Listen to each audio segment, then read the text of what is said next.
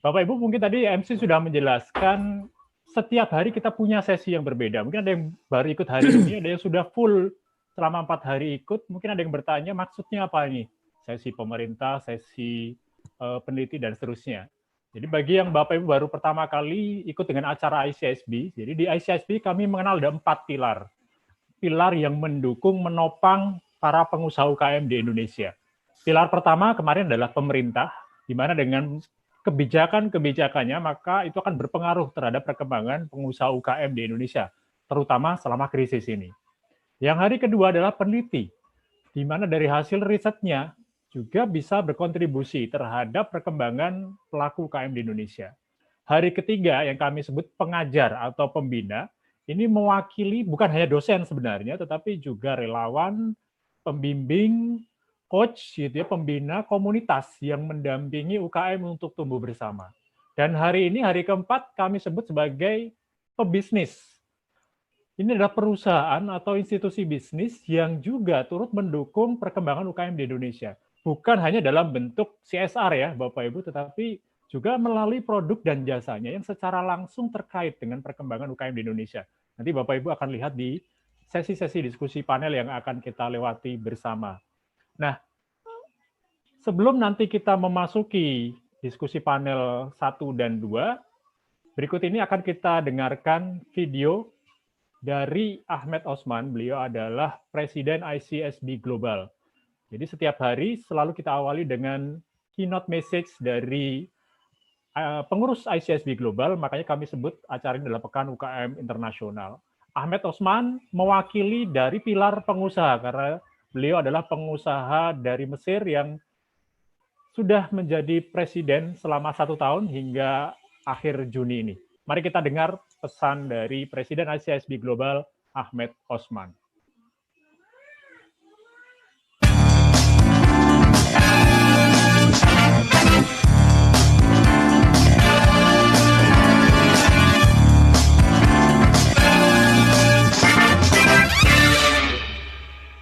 Greetings. My name is Ahmed Osman. I'm the president of the International Council for Small Business, ICSB, and I'm honored to be taking part in the International SME Week 2020 organized by our dear friends at ICSB Indonesia. Obviously, this is an unprecedented era we're going through. COVID-19 has brought the world together. It has changed the way we live. It has changed the way we work. It has changed the way we learn.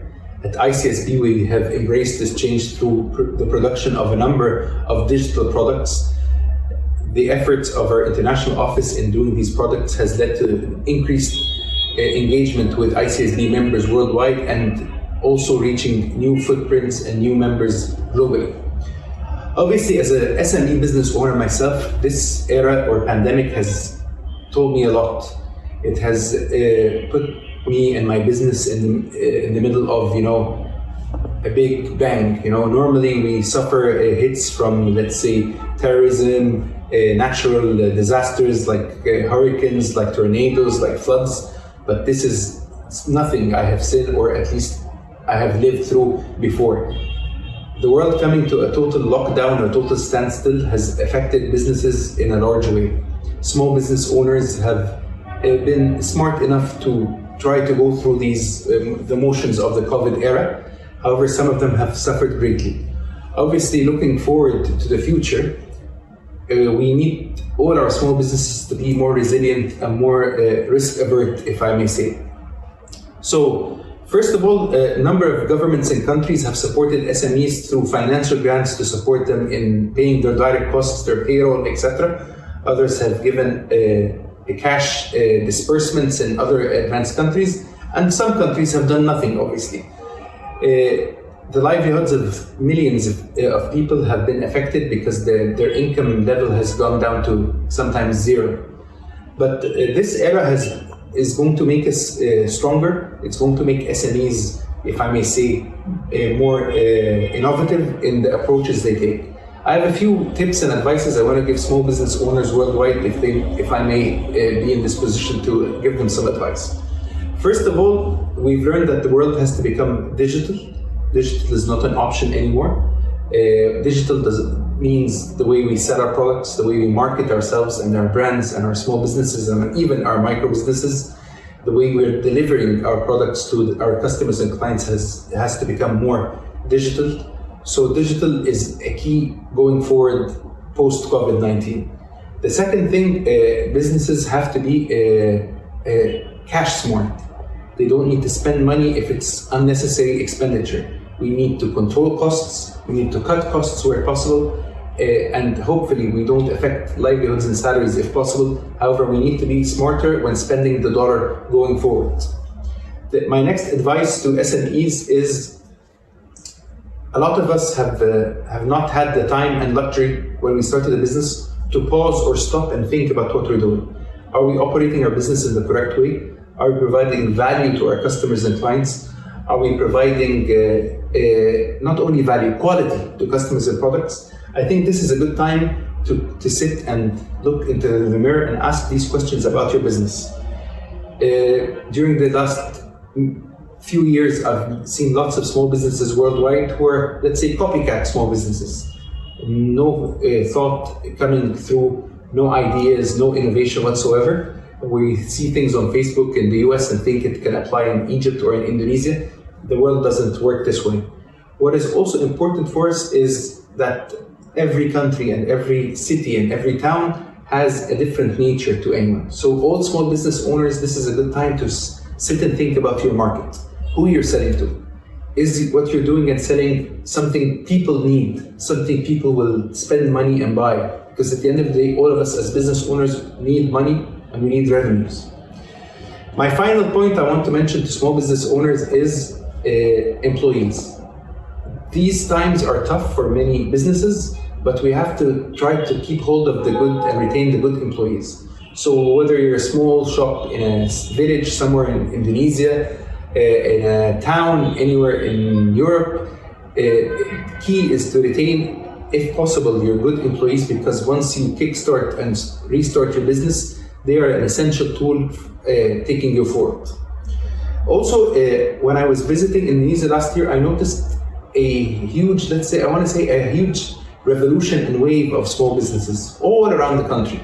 And I think a lot of them probably have suffered because of the COVID-19 pandemic. However, I really predict that Indonesian small businesses have the power, they have the potential, they have the quality, they have the products, they have the passion to really go forward and become more global. So through ICSB and through our board and through our digital products, we'll be thinking of a new digital product where we'll create an online marketplace for people to interact business to business. You will buy and sell from each other. We'll at least get to know each other through our digital platforms. And we will always make sure that small businesses are at the center of what we do at ICSB. Obviously, lots of you know that we have changed our bylaws recently. We have new bylaws which put the small business owner at the center of what we do at ICSB.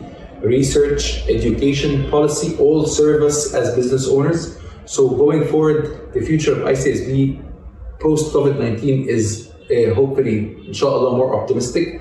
And I want to thank you all very, very much for this intervention and for allowing me to speak to you. And I wish you all to be safe and happy. And for Muslims, happy Ramadan and happy Eid. I know this is going to be after Eid, so hopefully you all have a great time. Thank you so much. Assalamu alaikum wa rahmatullah.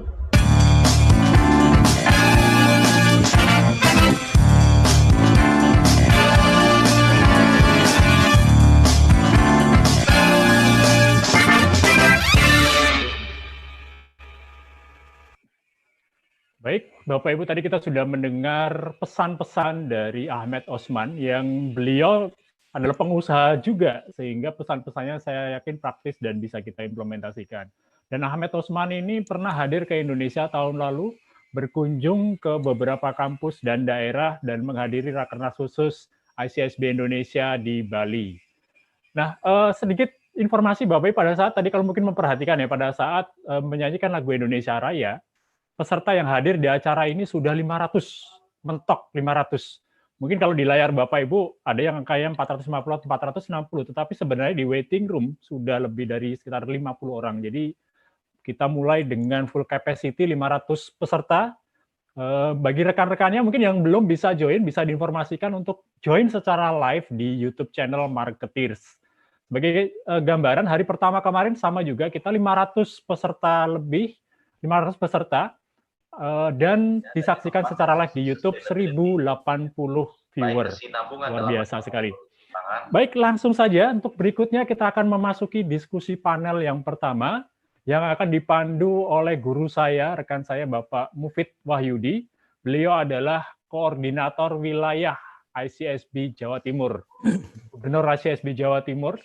Beliau juga sebagai Vice President Indonesia Marketing Association, sebagai VP Entrepreneurship, aktif juga sebagai Sekjen Asosiasi Pengusaha Kafe dan Restoran Indonesia, karena Pak Mufid adalah pengusaha juga sebagai Presiden Director Black Canyon Coffee Indonesia. Jadi beliau memang pas sekali itu jadi moderator karena mewakili pilar pebisnis di dalam pengurusan ICSB Indonesia.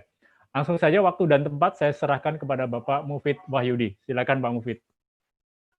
Oke, terima kasih Mas Ardi. Assalamualaikum warahmatullahi wabarakatuh. Salam sejahtera buat kita semua. Hari ini kita adalah sesi yang keempat, hari keempat di Pekan UKM Internasional ini. Luar biasa semangatnya, sudah 500 lebih ya ini ya, hampir sudah tidak bisa cukup kapasitasnya. Ya. Nah, di hari ini kita akan membahas dari sesi pebisnis, gitu ya. Jadi salah satu dari 4 pilar dari ICSB. Nah, untuk rekan-rekan, Bapak Ibu semuanya, manfaatkan kesempatan ini untuk kita bisa mendengarkan dari para panelis, gitu ya.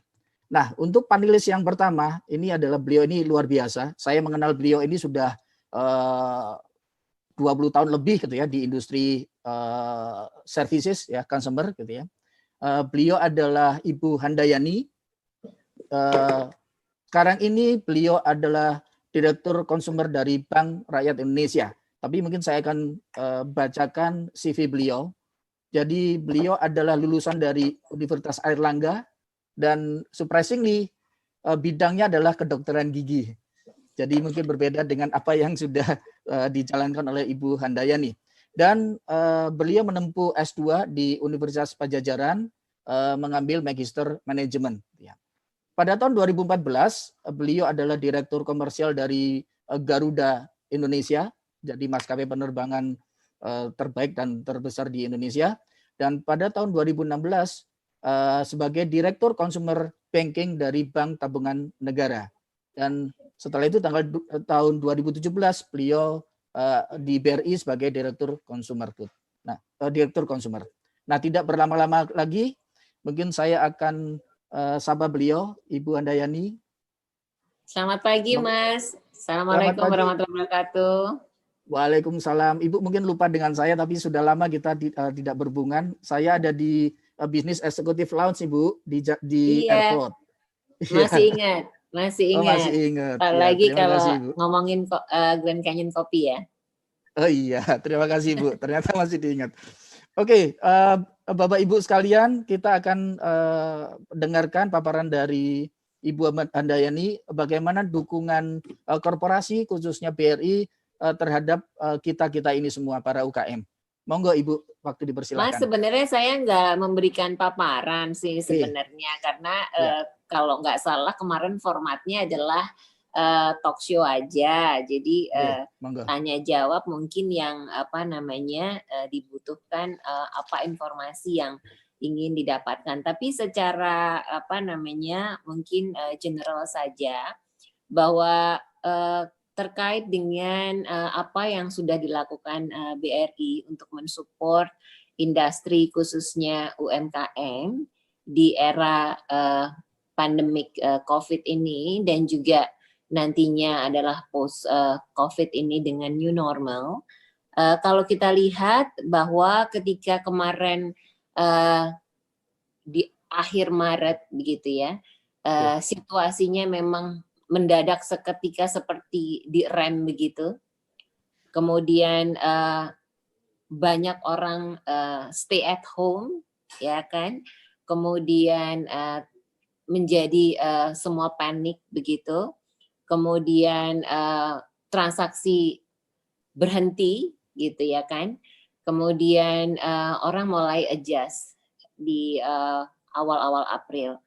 Bagaimana kemudian ini rupanya direspon dengan cepat oleh masyarakat gitu untuk beradaptasi secara cepat menggunakan pola transaksi yang totally berbeda, kemudian masuk ke dalam sebuah adoption teknologi yang dipercepat. Kalau dulu berpikir bahwa transaksi commerce dan semua transaksi yang berbasis digital itu baru akan agresif bertumbuh di 2025-2030, maka dengan adanya pandemik ini mendadak semuanya kemudian dengan cepat melakukan adopsi teknologi. Nah, kemudian muncul lifestyle baru gitu kan ya di situasi kondisi masyarakat kita.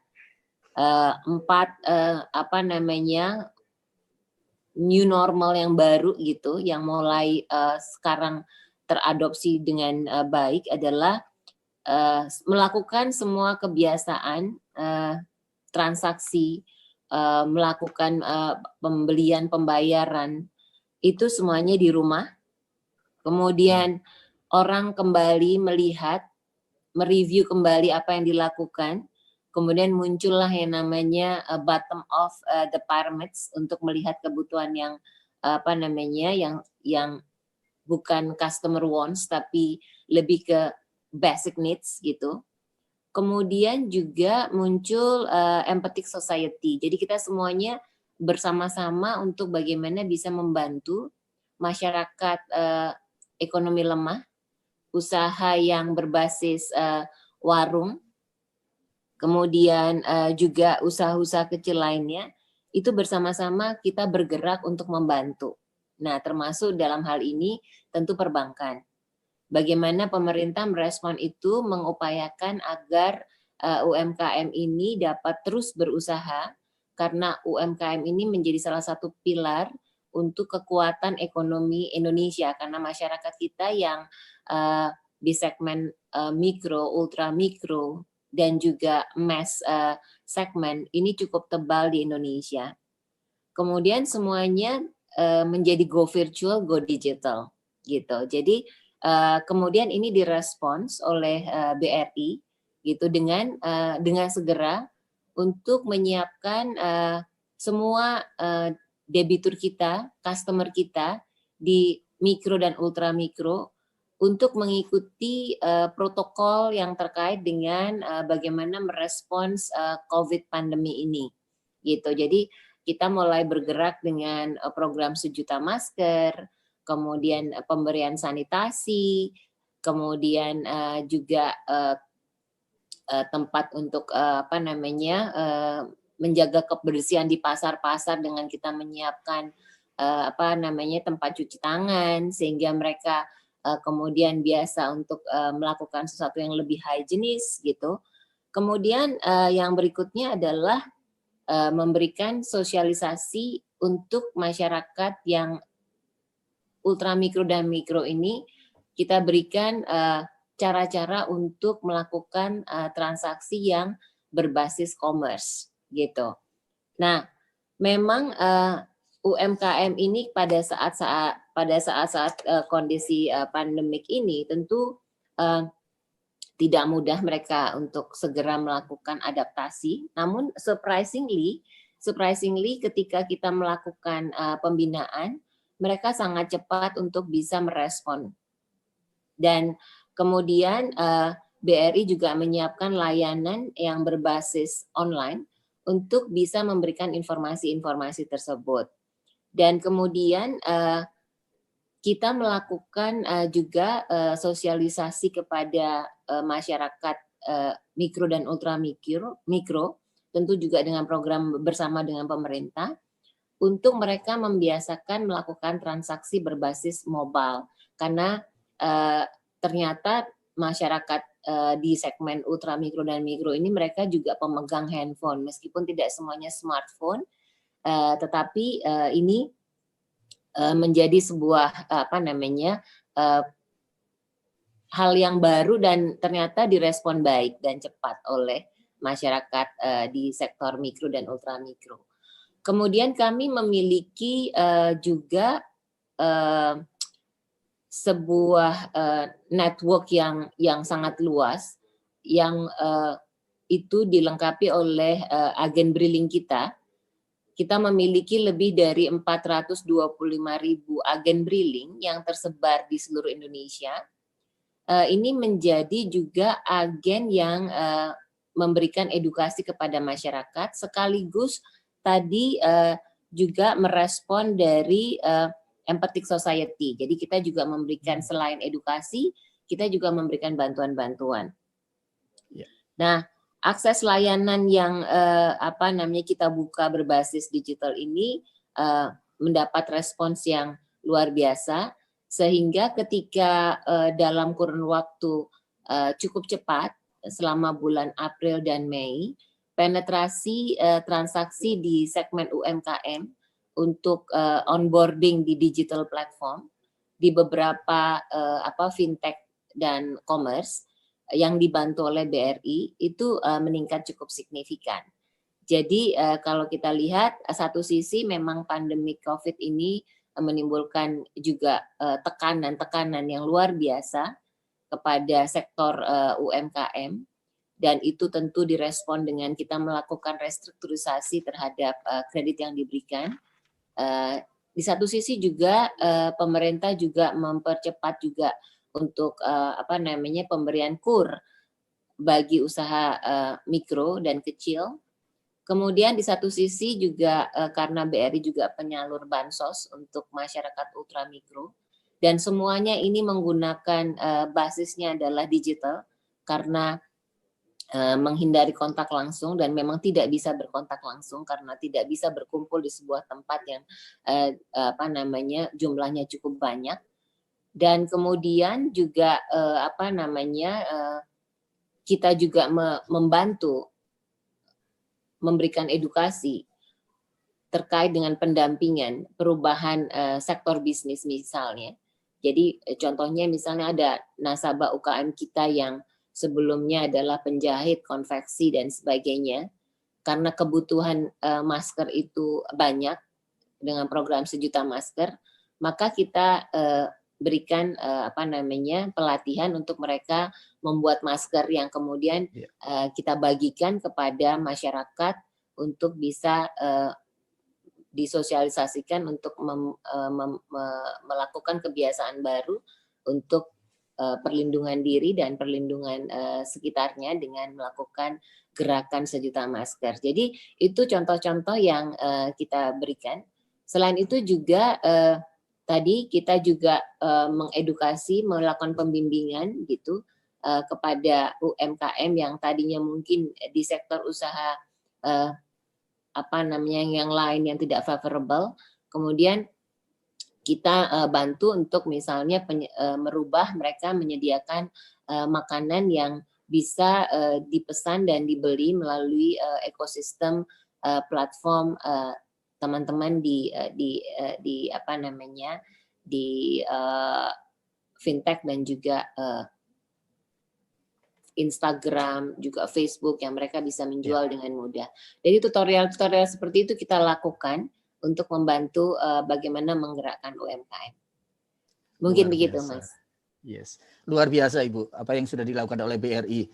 Kita salut nih, tepuk tangan buat BRI nih, ya. Jadi bisa dengan cepat switch dari yang konvensional menjadi digital. Ibu, nanti kita akan ada sesi tanya jawab Ibu ya. Silakan. Tapi untuk selanjutnya saya akan perkenalkan satu narasumber lagi yang juga tidak kalah luar biasanya gitu ya. Beliau ini juga sudah sekian lama melalang di bisnis gitu ya, terutama di bisnis digital gitu ya. Jadi saya perkenalkan satu narasumber kita adalah Bapak Kusumo Martanto. Nah, beliau ini adalah sebagai CEO dan co-founder dari Blibli.com. Jadi mungkin rekan-rekan semuanya, Bapak Ibu semuanya sudah pasti tahu ya, Blibli.com reputasinya luar biasa. Bagaimana Blibli ini adalah e-commerce yang terdepan 100% buatan Indonesia gitu ya. Jadi 100% karya Indonesia. Nah, Bapak Kusuma ini juga menjabat sebagai COO dari GDB Venture, jadi itu adalah holding dari Blibli.com, serta juga sebagai komisaris dan beberapa direktur di beberapa perusahaan startup terkemuka seperti di Tiko.com, di Gojek, di Cermati, dan di Halodoc. Ya. Nah, sebelum bergabung di konglomerasi di Jarum, Bapak Kusuma ini menghabiskan lebih dari 15 tahun waktunya di Amerika, di perusahaan-perusahaan Fortune top 10 seperti Honeywell, i2 Technology, dan yang lainnya. Ya.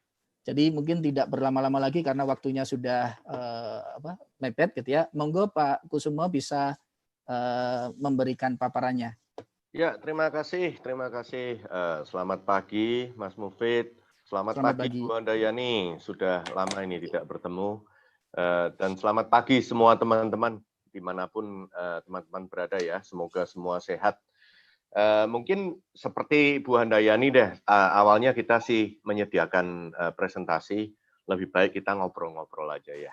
Oke Pak, silakan. Saya ingin menempatkan diri saya dan diri kita semua ya, dari sisi bukan hanya pelaku bisnis sebagai UMKM ini itu, tetapi kita juga melihat dari sisi sosial. Jadi yang namanya COVID-19 ini tadi udah disebutkan juga ya oleh Presiden ICSP.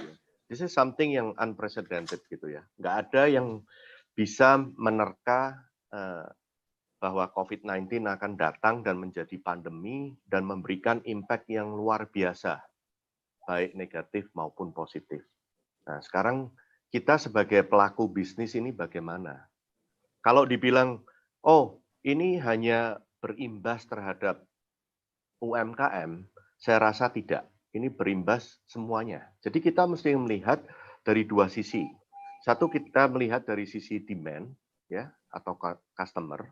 Satu lagi kita melihat dari sisi supply dari para pelaku bisnis UMKM maupun perusahaan-perusahaan besar ya. Kita coba fokus di UMKM dulu. Kira-kira apa? Kalau dibilang tantangannya luar biasa sekali ya. Tanpa COVID aja saya rasa semua teman-teman juga mengerti ya, yang namanya menjalankan bisnis, memulai sesuatu baru, apalagi kalau size-nya masih kecil, itu tuh tantangannya luar biasa sekali. Ya. Nah, dengan COVID ini seperti apa? Kita coba ambil beberapa poin aja. Pada saat PSBB dilakukan misalkan, ya, otomatis para pelaku usaha, misalkan yang mempunyai toko atau apapun, warung segala macam, tiba-tiba market aksesnya langsung tertutup. Ya. Karena kan nggak boleh nih, kita nggak boleh keluar-keluar, demi kesehatan ya, tidak boleh keluar-keluar, segala macam. Jadi customer yang biasanya datang ke tokonya, datang ke warungnya atau apapun, tiba-tiba nggak ada semua. Ya. Itu benar-benar membuat tantangan yang besar. Nah, kedua, tentunya sebagai pelaku usaha, nomor satu yang penting itu kan buat kita adalah cash flow ya. Kita harus memanage cash flow gitu kan. Di satu sisi demand-nya jadi turun. Karena nggak boleh ada orang datang lagi. Kita nggak bisa buka toko lagi. Di mall, dimanapun juga. Yang kedua adalah kita melihat dengan pandemi ini yang bukan hanya di Indonesia tetapi di seluruh dunia. Itu juga membuat disruption di bagian supply-nya. Di bahan baku pun itu juga terganggu. Ya. Ini menurut saya, ini waktu yang tepat sekali sih. Kita sebagai bangsa Indonesia itu harus juga mulai bukan hanya sadar, tetapi kita harus mencari solusi. Terutama di bidang supply juga. Kalau di bidang demand, menurut saya itu butuh adjustment. Tadi Bu Handayani juga bilang, nanti lama-lama orang juga akan adjust. Tetapi juga di bagian supply. Ya. Kita banyak sekali di Blibli, bukan hanya kita sendiri, kita juga bekerja sama dengan semua stakeholders ya, baik swasta maupun government maupun BUMN seperti BRI dan lain-lain. Kita melihat, mendengarkan bahwa para UMKM ini juga mengeluh, supply-nya susah, supply-nya mahal. Jadi disruption in the cash flow itu sangat-sangat berat. Di satu sisi kita harus ada karyawan, ada tim yang tetap harus dibayar karena semua bergantung terhadap bisnis kita. Tetapi tiba-tiba cost-nya semua naik, gitu ya. Sedangkan demand-nya turun. Nah, ini bagaimana ini? Bagaimana kita harus juggling ini semua, ya. Kemudian yang ketiga adalah kompetisi juga bukannya tambah sedikit ya. Yang namanya bisnis itu kalau nggak ada kompetisi, mungkin kita di bisnis yang salah gitu ya. Kalau yang namanya banyak kompetisi, artinya itu marketnya potensinya besar. Dan yang keempat, di masa begini adalah kita melihat salah satu tantangan untuk UMKM adalah digital literacy. Ya. Jadi dari 60 juta lebih UMKM di Indonesia, itu masih sedikit, masih sekitar 15-20% yang sudah mengenal digital, yang sudah mencoba mentransformasikan, mempunyai presence baik di konvensional maupun di digital. Ya. Jadi bagaimana tiba-tiba dipaksa. Ya. Nah, kita di Blibli, kita bukan hanya diam saja. Sebetulnya UMKM sebagai salah satu, kita juga perusahaan Indonesia, ya, kita melakukan program untuk UMKM itu sudah dari 5-6 tahun lalu. Ya. Kita mempunyai kanal khusus di dalam Blibli namanya Galeri Indonesia untuk mengkurasi, untuk mempromot, untuk membuat produk-produk UMKM unggulan di Indonesia itu bisa bersinar. Ya. Kalau dulu pemasarannya mungkin di daerah sekitarnya saja, sekarang tanpa batas. That's the beauty of the digital ya, online.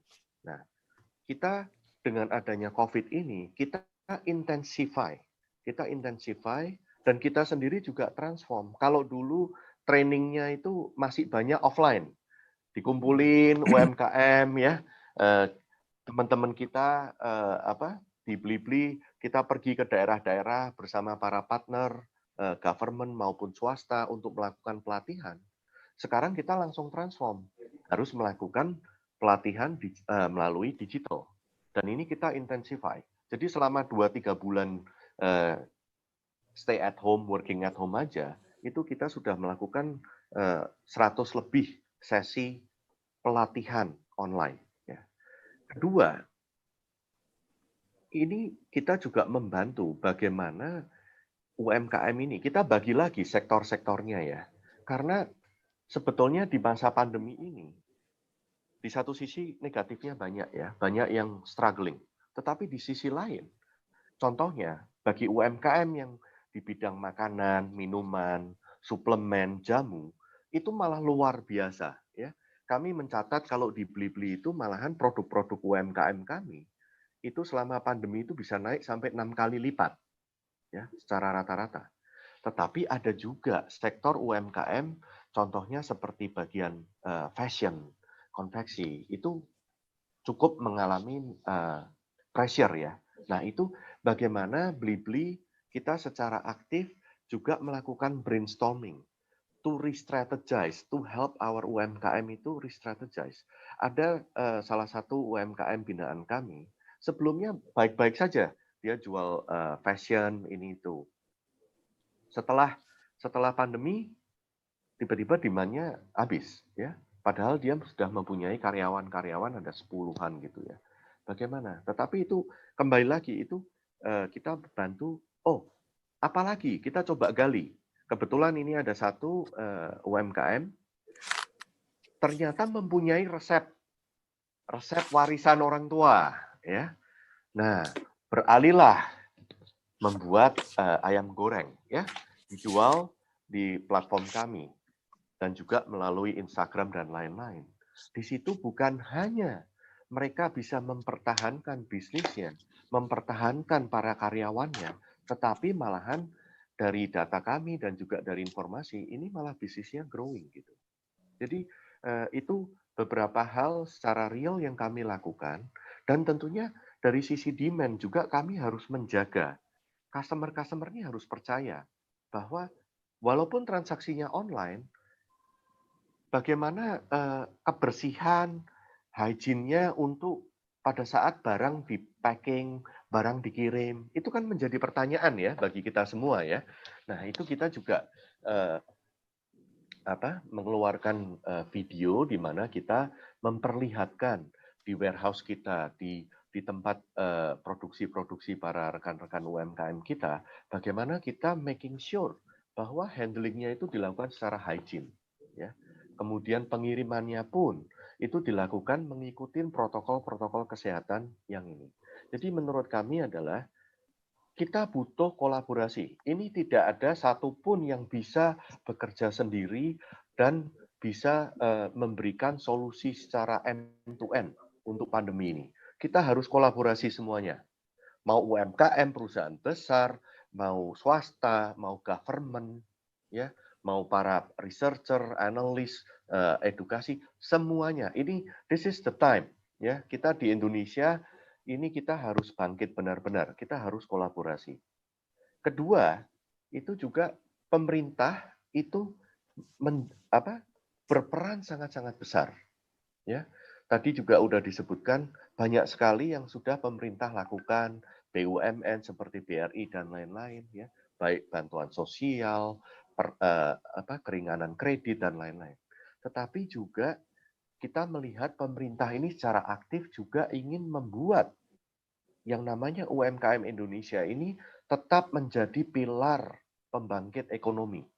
Jadi belum lama, bulan lalu, pemerintah Indonesia meluncurkan program Bangga Buatan Indonesia, ya, atau BBI, yang diluncurkan langsung oleh Presiden Jokowi, bekerja sama dengan para digitalpreneurship, UMKM, kementerian, BUMN, semuanya. Ini namanya saweran ya, gotong royong semuanya.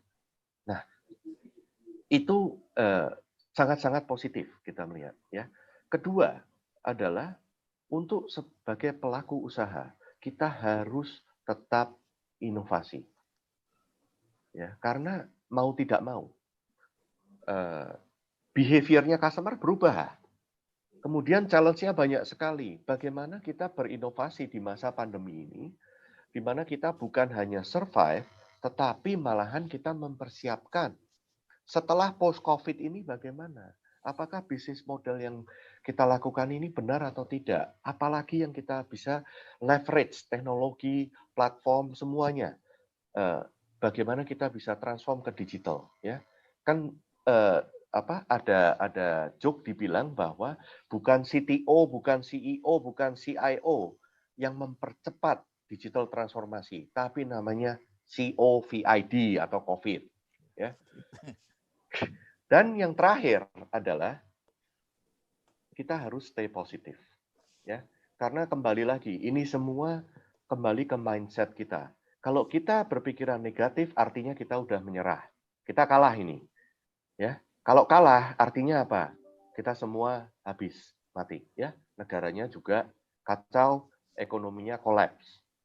Itu tidak ada keuntungan buat siapapun juga. Tetapi kalau semua warga negara Indonesia ini bisa berpikiran positif, mengikuti aturan yang ada dan berusaha inovatif, kami yakin Indonesia bisa bukan hanya survive di pandemi ini, tetapi kedepannya lebih kuat lagi. Kira-kira begitu, Mas Mufid. Nanti Oke, terima kasih Pak Kusumo. Terima kasih. Terima kasih Pak Kusumo. Ya. Oke, kita ada waktu 15 menit, Ibu Andayani sama Pak Kusumo. Jadi kita bincang-bincang gitu ya. Ada beberapa terbesit pertanyaan di benak saya ini. Kan sekarang ini para UKM ini kan pasti sangat kesulitan ya dengan pandemi ini gitu ya. Artinya secara bisnis tadi Pak Kusumo bilang bahwa pasti mereka akan financially juga mereka juga akan susah gitu ya. Karena pendapatannya turun, sedangkan biaya itu tidak bisa turun, Pak. Biaya itu ada yang namanya fixed cost yang tidak bisa kita turunkan kembali gitu ya gitu. Nah, kira-kira dari beberapa permasalahan ini kalau dari BRI itu bagaimana Bu untuk memetakan permasalahan itu dan untuk membantu para UKM ini gitu ya, apa yang mereka harus lakukan? Dan untuk dibeli-beli sendiri yang tadi juga sudah disampaikan ya dengan training dan sebagainya, tapi bentuk yang lebih lebih konkret untuk kepada para UKM ini apa Pak gitu. Jadi mungkin kita bisa diskusikan bersama. Baik, Mas Mufid, terkait dengan bagaimana BRI mensupport UMKM untuk mereka bisa sustain gitu, untuk tetap terjaga kondisinya. Kami memiliki skema yang terkait untuk kalau mereka adalah debitur. Jadi kalau mereka adalah debitur di kami gitu ya. Kita punya skema restrukturisasi untuk memberikan keringanan gitu, berdasarkan tentu penurunan omsetnya gitu, karena kan mereka biasanya berdagang tadi seperti disampaikan tiba-tiba mendadak nggak ada yang berkunjung, tentu kita punya skema. Jadi mulai dari skema ringan, sedang, kemudian juga berat. Nah itu berdasarkan penurunan dari omsetnya. Nah kemudian dari skema itu kami memiliki variasi support untuk para UMKM ini, dimulai dari perpanjangan jangka waktu kredit, penurunan suku bunga, kemudian penundaan pembayaran pokok cicilan, begitu ya. Kemudian juga keringanan dari pokok dan bunga. Jadi tergantung seberapa besar mereka terimbas dari situasi ini.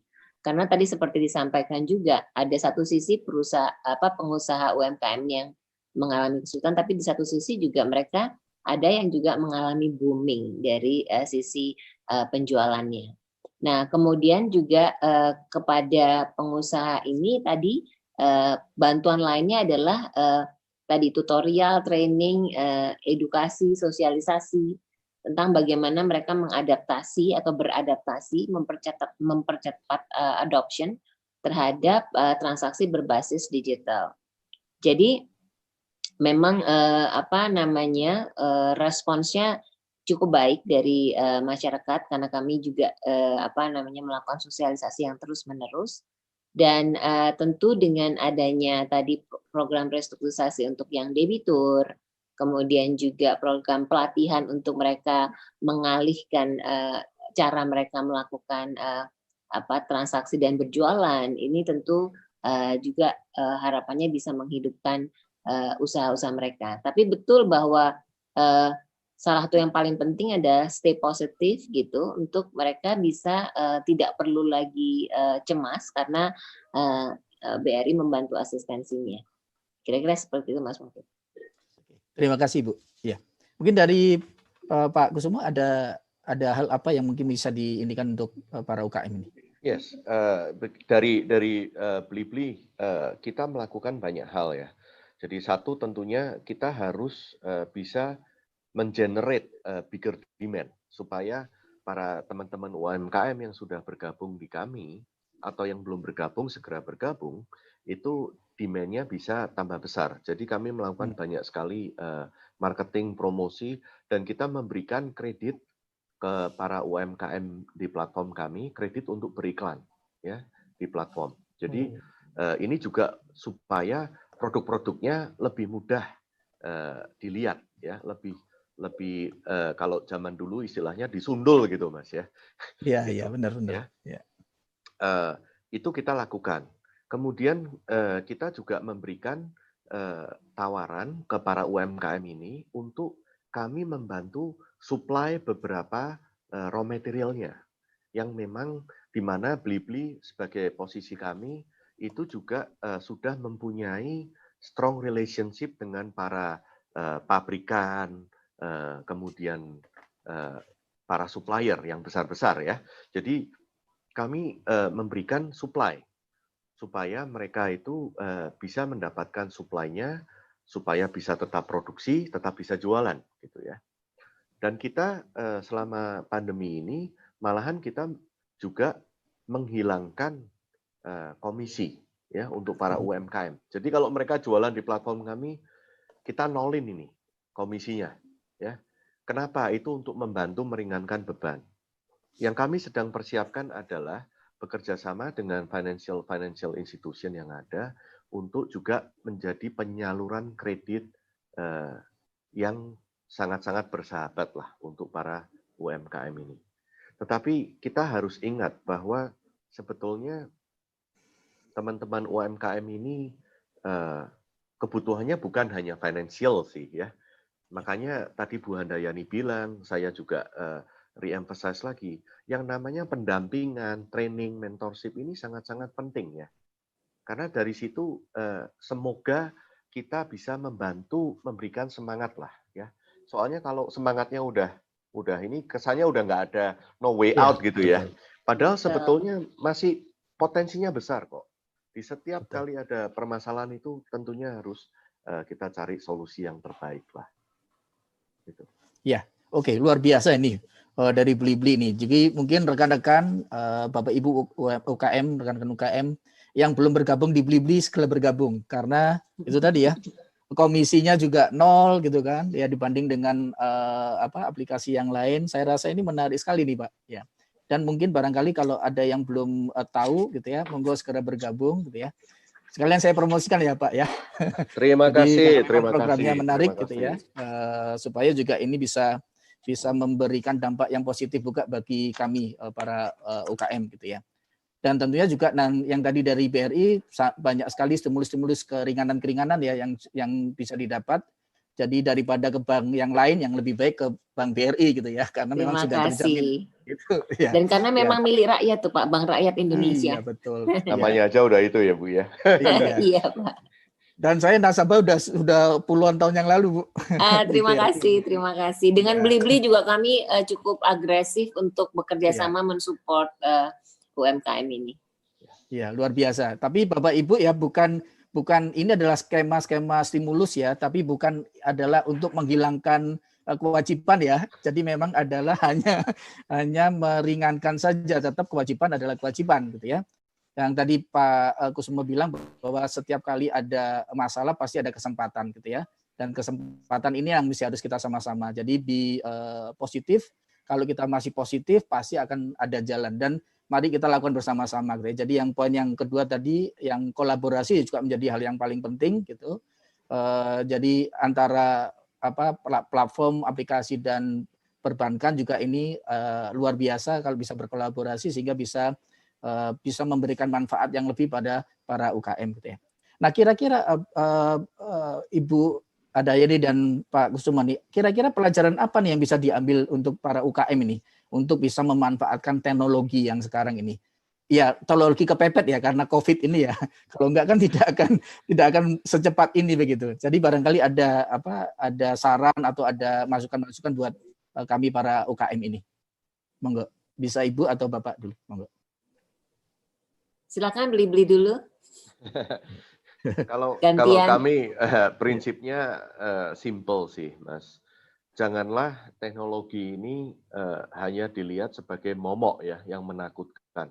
Ya, sama halnya kalau dibilang kita in the next atau new normal ini mungkin sampai vaksin ditemukan, kita harus hidup berdampingan ya. Berdampingan bukan berarti kita suka sih ya dengan COVID. Teknologi itu sudah menjadi bagian dari kehidupan kita. Ya. Sekarang kita lihat saja, kita sekarang lagi ngapain nih? Kita ngobrol-ngobrol aja lewat teknologi kan? Ya, kalau nggak ada teknologi ini bagaimana? Ini semua malah lebih kacau ya. Jadi jangan dibuat sebagai momok, terus belajar ya. Karena itu sesuatu yang bisa dipelajari ya. Dan gunakanlah teknologi sebagai sesuatu yang memberikan imbas yang positif. Bukan negatif juga. Orang Indonesia sangat kreatif, Mas. Ya, masih banyak juga nih yang leverage teknologi untuk create hoax gitu kan. Jangan pakai sosial media itu untuk mempromosikan produk-produk yang berkualitas, untuk membuat marketingnya makin menarik ya, bukan untuk menyebarkan hoax atau berita-berita negatif gitu. Jadi terus belajar, terus belajar. Iya, mungkin dari saya mungkin ya. Jadi kalau pesan saya untuk teman-teman UMKM tadi bahwa ini situasi yang tidak biasa ini sudah terbukti bisa mempercepat adopsi berbasis digital transactions gitu ya. Dan kalau kita lihat banyak sekali hal-hal baik gitu ya di luar hal-hal yang tadi tentunya yang ada yang jahil menggunakan untuk hal-hal yang buruk gitu. Banyak hal-hal yang baik yang ada di konten-konten yang menggunakan basis digital. Jadi banyak sekali tuh konten-konten yang memberikan tutorial, memberikan inspirasi gitu ya, memberikan akses untuk layanan dan kemudahan baik dari sisi finansial, pemasaran, kemudian juga transaksi yang berbasis digital. Nah, tentu ini teman-teman di UMKM harus jeli gitu melihat, memilih, kemudian mempelajari dan menyesuaikan dengan kebutuhannya gitu. Karena begitu akses ke misalnya YouTube, begitu akses ke Instagram gitu, menjadi follower dari beberapa mungkin influencer, kemudian juga narasumber atau kemudian bahkan entrepreneur lain yang sukses gitu, itu banyak insight-insight yang bisa didapat, banyak trik dan tips yang bisa didapat gitu. Jadi kalau menurut saya mumpung situasinya seperti sekarang ini, banyak kita punya waktu yang mungkin cukup untuk belajar dengan cepat, maka dengan platform digital yang terbuka luas, harusnya teman-teman di UMKM melihat ini sebuah opportunity untuk mengembangkan usahanya, untuk mengantisipasi ketika semuanya sudah kembali dengan normal, dengan new normal, kita semua sudah siap gitu untuk mengantisipasi itu. Dan yang mungkin yang terakhir adalah ya ajakanlah untuk kita semua gitu ya, kita semua masyarakat Indonesia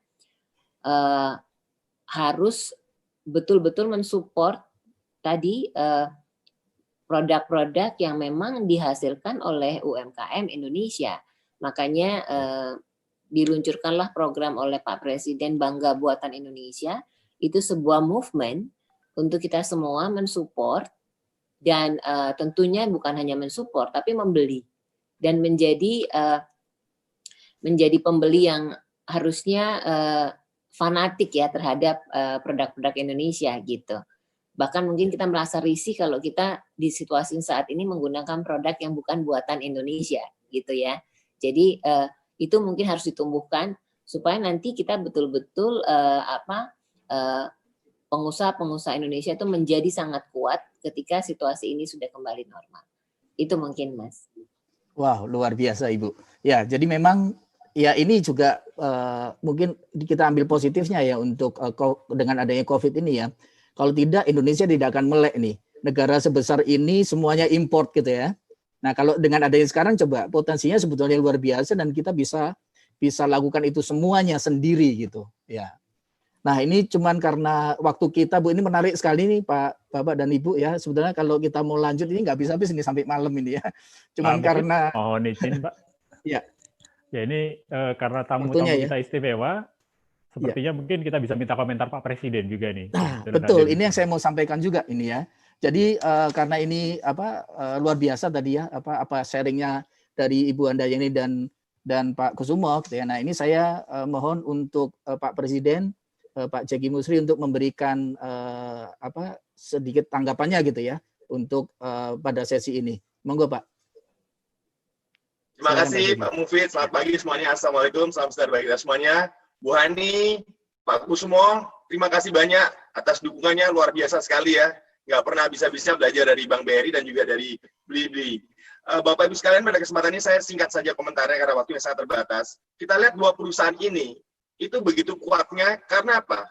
Basisnya digital. Dan kita lihat Blibli ini perusahaan baru hadir beberapa tahun yang lalu ya, langsung digital. Bank BRI sudah ratusan tahun juga berani melakukan transformasi go digital. Jadi kita nggak bisa bilang bahwa perusahaan kalau sudah lama nggak bisa go digital. Itu yang pertama pelajarannya. Kedua, kita lihat lagi bahwa kedua perusahaan ini sangat kuat orientasi pasarnya. Jadi kalau kita lihat dua-dua ini bisa dimasukkan sebagai perusahaan yang sangat progresif. Saya mungkin mau izin share slide mungkin ya. Mungkin saya coba izin share slide-nya. Nah ini saya seperti ini kurang lebih. Nah mungkin sudah muncul di layar. Nah sudah sangat kuat orientasi pasarnya dan juga kuat orientasi digitalisasinya. Sehingga dua-dua masuk dalam perusahaan sangat-sangat progresif sekali. Nah kalau Bapak Ibu sekalian para pengusaha, saya nggak mau nyebut pelaku ya, para pengusaha mikro kecil dan menengah masih lemah orientasi pasarnya, masih lemah orientasi digitalnya, makanya jadi perusahaan yang puritan. dan ini tidak akan memiliki competitive advantage yang kuat. Nah, coba kita belajar dari Bank BRI misalkan, sebagai nomor 1, lembaga nomor 1 microfinance di dunia loh ya, di dunia kita ngomongnya, bukan cuma di Indonesia, di dunia kita ngomongnya. BRI dan juga Diklat, dua-duanya sangat progresif. Artinya apa? Adaptif dan fleksibel, memiliki kapabilitas dinamis. Bukan cuma market driven, tapi justru mendrive pasar. Justru dua-duanya mendrive pasar. Market driven, bukan market driven, udah di atasnya lagi. Apa makomnya tuh kita lihat ya. Kemudian juga kita lihat memiliki 3 kapabilitas pemasaran yang sangat kuat, yaitu apa? Customer oriented-nya kuat, customer management-nya kuat, kemudian product management-nya kuat, dan yang paling penting brand management-nya juga jalan. Nah, ini yang kita sebetulnya para pengusaha mikro kecil menengah bisa belajar. Jadi jangan lihat perusahaan besar tuh, wah itu kan gede, saya kecil. Enggak, sama kok prinsipnya sebetulnya. Dan lihat, Bank BRI kita lihat, sangat solution oriented. Sudah lewat tuh era product oriented, sudah lewat. Solution oriented. Itu yang kita lihat. Dan meskipun high tech, tapi apa? High touch juga. Inilah perusahaan progresif. Jadi bukan tadi seperti tadi juga Pak Kusumo bilang, kita wah online apa, tapi tetap kedekatan, tetap humane dan sebagainya. Itu yang kita lihat lagi. Dan customer experience-nya juga terjadi baik di produk maupun di layanan-layanannya. Dan akhirnya Bank BRI kita lihat juga sangat loyal. Di Blibli juga orang sangat loyal dengan Blibli. Dan bahkan melakukan apa? Advokasi. Itu yang kita lihat. Dua-duanya menjadi living brand yang kita lihat seperti itu. Dan akhirnya apa? Dua-duanya memiliki sustainable competitive advantage. Contohnya Bank BRI, sudah ratusan tahun juga makin kuat tuh. Ini yang kita pelajari. Nah, kesimpulannya sederhana ini. Para pengusaha UKM, kalau mau menjadi perusahaan yang progresif, maka saya sarankan apa? Simple. Belajar dari perusahaan yang progresif. Sarannya apa? Simple juga. Daripada belajar apa? Kerjasamalah. Bermitralah dengan perusahaan-perusahaan progresif seperti Bank BRI dan juga Blibli. Itu Pak Mufid yang dapat saya sampaikan. Sekali lagi terima kasih Bu Hani atas kehadirannya. Ini luar biasa sekali. Dan juga Pak Kusumo Martanto. Really appreciate atas kehadirannya dan dukungannya terhadap Pekan UKM Internasional 2020. Terima kasih banyak Pak Mufid. Wassalamualaikum warahmatullahi wabarakatuh. Waalaikumsalam. Terima kasih Pak Jeki, Presiden kita, Presiden ICSP Indonesia. Oke, karena waktunya memang sudah habis, sudah harus pindah ke sesi yang lain. Saya ucapkan terima kasih sekali kepada Ibu Handayani, Pak Kusumo yang sudah bersedia hadir di sesi sharing kita ini. Sukses selalu buat Bank BRI dan Blibli.com. Sampai ketemu di kesempatan yang lain. Terima kasih. Wassalamualaikum warahmatullahi wabarakatuh. Saya kembalikan ke Mas Ardi. Monggo Mas Ardi. Baik, Bapak Ibu, tadi kita sudah memasuki sesi diskusi panel yang pertama. Selanjutnya masih ada satu diskusi panel berikutnya, tapi kita ikuti dulu pesan-pesan berikut ini.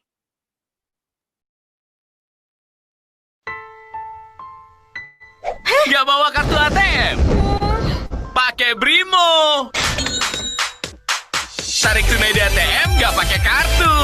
Login keseruanmu, download Brimo sekarang. Brimo. Baik, Bapak Ibu sekalian, tadi kita sudah menyimak diskusi panel pertama dengan Bu Handayani dan Pak Kusumo. Berikutnya saya akan panggil rekan dan sahabat saya juga ini jauh-jauh dari Sulawesi Utara. Saya selalu bilang beliau itu selalu selangkah lebih maju dari kita, Bapak Ibu. Kenapa? Karena 1 jam lebih awal di sana ya dibanding kita-kita yang di waktu Indonesia Barat. Baik, langsung saya akan perkenalkan Bapak Ivandri Matu, beliau kalau di ICSB Indonesia sebagai Sekjen wilayah Sulawesi Utara, beliau juga sebagai Presiden Indonesia Marketing Association untuk Kota Manado dan Wakil Ketua Umum Kadin Sulawesi Utara. Langsung saja, saya persilakan Pak Ivan untuk memandu sesi diskusi panel yang kedua. Silakan Pak Ivan. Ya. Baik, terima kasih Pak Ardi untuk waktu dan kesempatannya. Assalamualaikum warahmatullahi wabarakatuh untuk kita semua. Salam sejahtera dan selamat pagi Indonesia. Ya, ini sesi yang saya kira sesi yang ditunggu-tunggu ya di hari kelima ini dari pilar Akademi ICSB kita masuk pada sesi pebisnis dan pada kesempatan ini di sesi kedua ini masih dengan tema yang sama, yaitu pemulihan dan penguatan UKM, kemudian peran korporasi bagi UKM menghadapi new normal ini. Nah, saya kira tidak perlu berlama-lama lagi karena waktu yang sangat terbatas ini, dan Bapak Ibu semua para peserta forum ini, kita tahu bersama bahwa pandemi COVID-19 ini sangat memukul bisnis Indonesia. Ada 613 juta pelaku UKM, ada 6,3 juta pelaku UKM yang terdampak. Gitu. Tetapi bukan berarti kita harus duduk diam, tidak melakukan apa-apa. Nah, kita harus beradaptasi pada situasi seperti ini, apalagi menghadapi era new normal. Dan sudah hadir pada sesi kedua ini, ada 2 narasumber yang sangat luar biasa dari BUMN Manufaktur, ada Pak Arman, dan juga dari Yayasan Dharma Bakti Astra, ada Ibu Ida. Ya. Dan untuk di sesi pertama, kita akan mendengarkan paparan ataupun semacam entah dalam bentuk persentase nanti disampaikan oleh Pak Arman Hakim Nasution. Beliau ini saat ini sebagai dosen di ITS sejak tahun 85 sampai sekarang, dan menjabat sebagai Ketua Pusat Kajian Kebijakan Publik di ITS. Saat ini juga sebagai Komisaris Utama di PT BBI dari 2015 ya sampai sekarang, dan menjadi Dewan Pakar juga di ICSB. Nah, selanjutnya saya mungkin akan langsung mempersilakan Pak Arman untuk memberikan beberapa informasi, baik itu berupa strategi atau tips buat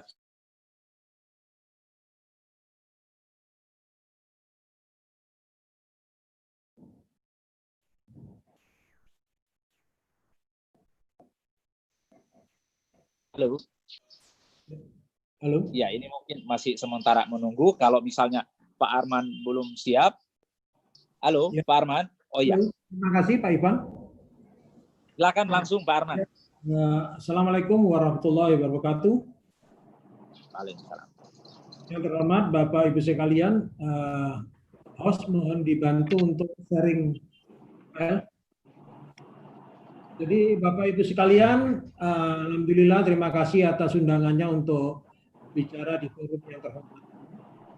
Saya akan mempresentasikan peran BUMN di era pasca normal dalam pemulihan dan penguatan IKM. Jadi karena saya BUMN itu manufaktur, maka saya akan fokus berbicara tentang industrinya, industri kecil menengah, dalam membangun local supply chain melalui kolaborasi kemitraan BUMN dengan IKM. Next. Jadi kalau kita melihat Bapak Ibu sekalian bahwa dengan adanya coronavirus ini memukul rantai suplai manufaktur dunia, di mana ternyata tidak hanya Indonesia, tetapi seluruh dunia itu kebanyakan menggunakan global supply chain komponen produksi manufakturnya dari Cina. Karena mungkin kita sadar bahwa yang namanya produk Cina itu harganya murah dan cepat didistribusikan dalam hal murahnya logistik dan biaya distribusi. Padahal kalau kita melihat dari supply chain collaboration, maka tidak hanya sekedar murah produk tersebut itu dipilih, tetapi juga availability, ketersediaan.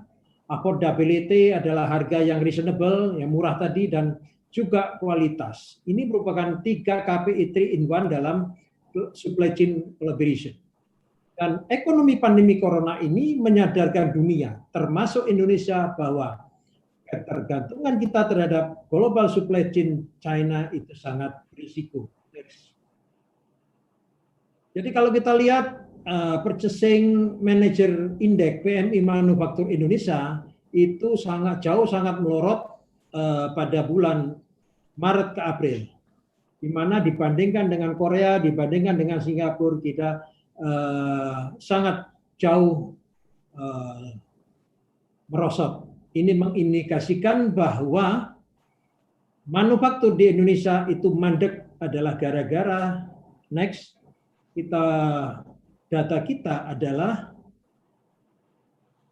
komponen-komponen manufaktur kita itu sangat tergantung pada komponen luar negeri. Jadi kita ini sepertinya cuman ahli merakit saja menjadi produk jadi. Komponen-komponen yang ada datangkan dari luar negeri khususnya Cina, sehingga akibatnya adalah bahwa begitu Cina terganggu pasokannya, termasuk terganggu lockdown-nya di pelabuhan-pelabuhan Shanghai, di pelabuhan Shenzhen dan lain-lain sebagainya, maka kita tidak bisa mengirim komponen tersebut ke Indonesia. Contoh lain adalah bahan baku farmasi kita 90% dari Cina, alkes kita 80% buatan Cina. Sehingga ketahanan ekonomi maupun ketahanan kesehatan kita sangat terganggu. Next. Jadi ada beberapa solusi strategis yang bisa kita tawarkan. Yang pertama adalah segala strategi klaster manufaktur, yang kalau sekarang itu nanti klaster manufaktur digabungkan dengan klaster industri pertahanan menjadi 11 BUMN, termasuk pedoman strategis pengadaan klasternya, itu perlu fokus untuk membangun supply chain management lokal. Ini adalah peluang di mana kita perlu menggerakkan IKM yang akan dibina kualitas BUMN oleh BUMN sebagai mentor. Sehingga tujuannya agar tadi Purchasing Managerial Index tadi PMI bisa naik tanpa ada indikasi bubble.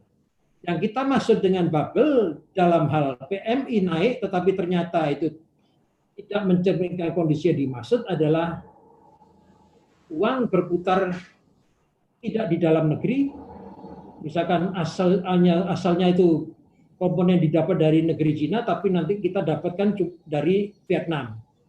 Tidak membangun kompetensi IKM yang ada di dalam negeri untuk menjamin availability, affordability, hingga quality.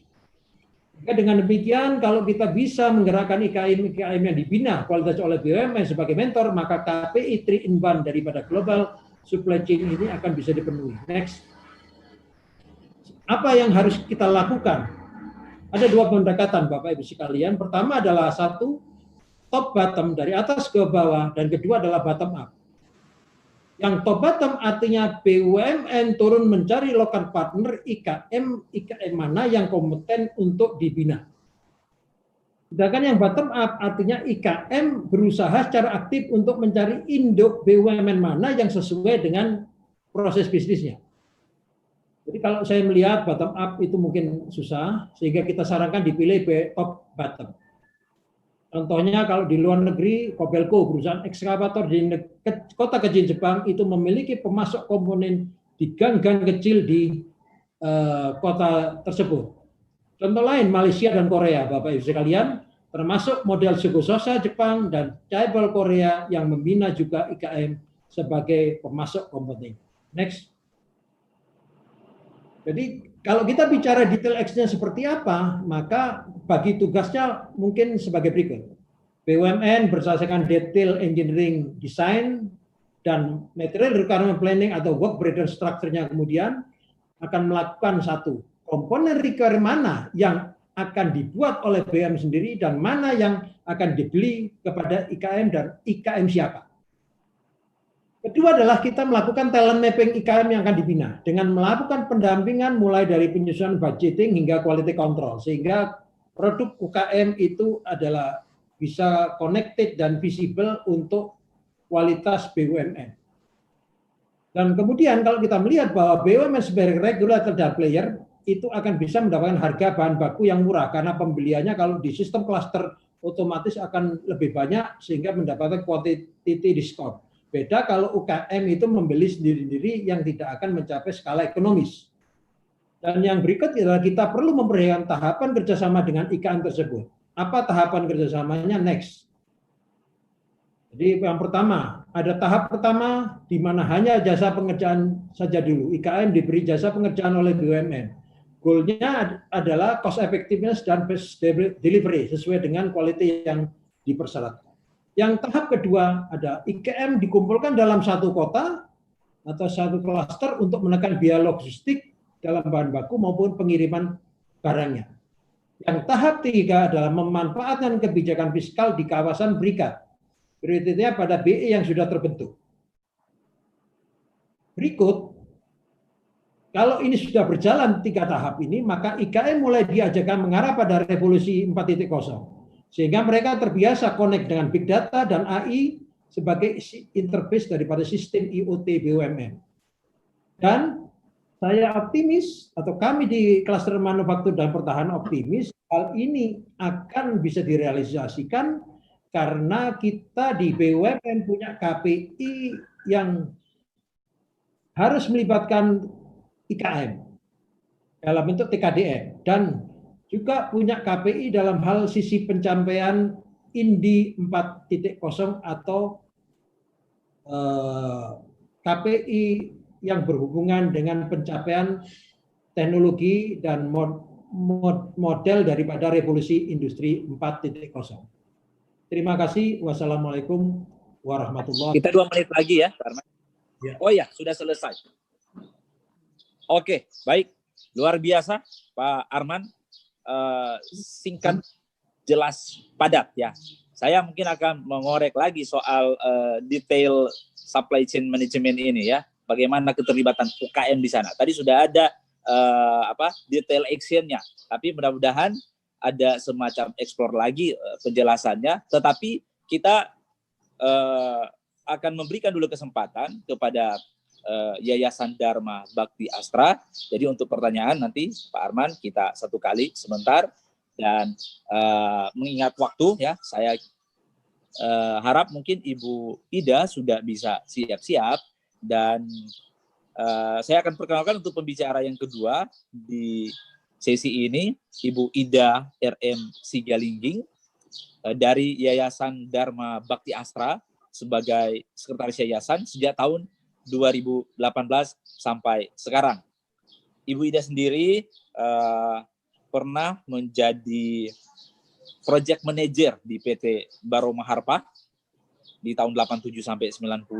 Kemudian di PT Astra International juga pernah menjadi manajemen trainer dan sebagai head of organization development, dan di asuransi Astra Buarna pernah menjadi direktur juga. Nah, kita tahu bahwa Yayasan Dharma Bakti Astra ini saya mendapat informasi menjadi juga pusat pelatihan ya, pusat pelatihan dari para pengangguran lah semacamnya.